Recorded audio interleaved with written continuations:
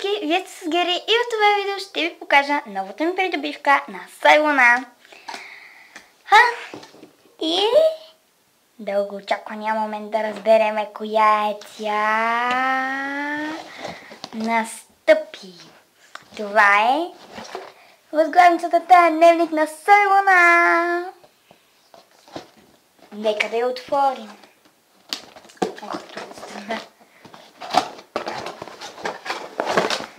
Опа! Ето е възглавничката на Сойлона. Тя си е с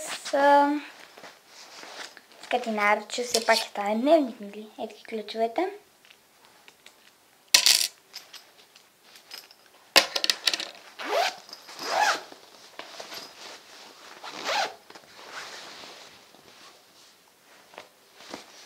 Ето, така изглежда на първата страничка.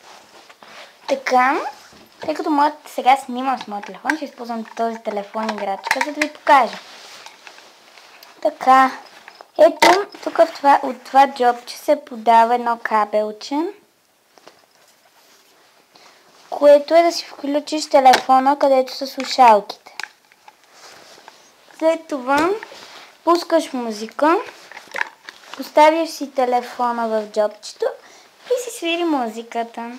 Или дори да не го включите, просто си поставяте телефона и слушате музика. Така. Само че където първо ще обърнем на последната страничка, да ви покажа тук какво има. Тук има тефтерче на Сойлона. Ето така изглежда отвън. Отвътре на всяка страница пише Сойлона и така. Така е на всички страници. Ето го отзад.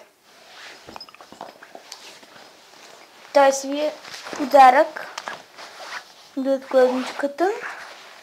Ето тук, в другото джобче, има маркер на Сойлона. Маркерът е за тези странички.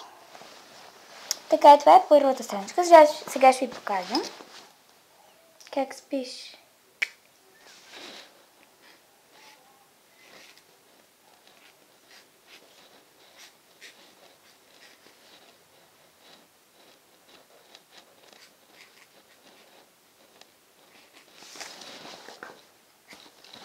Ето.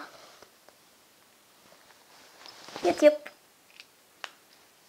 Сега си прибера маркера и ще покажа страничките. Така, ето първата страничка. Вие я видяхте. Пише Love Messi Hair. Това е втората страничка. Това е третата страничка. Ето я четвъртата, петата, шестата, седмата и последната страничка е нещо като програма. Ето, понеделник, вторник, сряда, четвъртък, петък се пенделя. Тук има един джоб, който тук се отваря, за да си слагаш неща вътре и след това си го закопчаваш. И вече ви видяхте последната страничка, където е тефтерчето и това. След това, когато пишете с специалния маркер и когато напишете нещо, то не се изтрие, от тук се откопчава, те са трички, откопчавате го и тия всичките отиват в пералнята, пере се и след това ето тук, където сте писали. Това изчезва.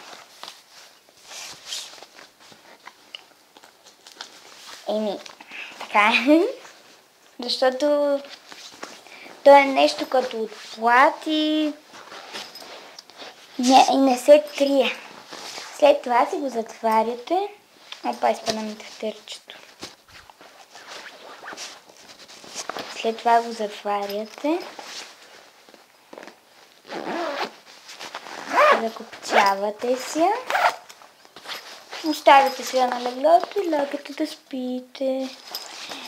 Ето я сглавничката отпред, нали? Пише Сайлона, ето я Луна.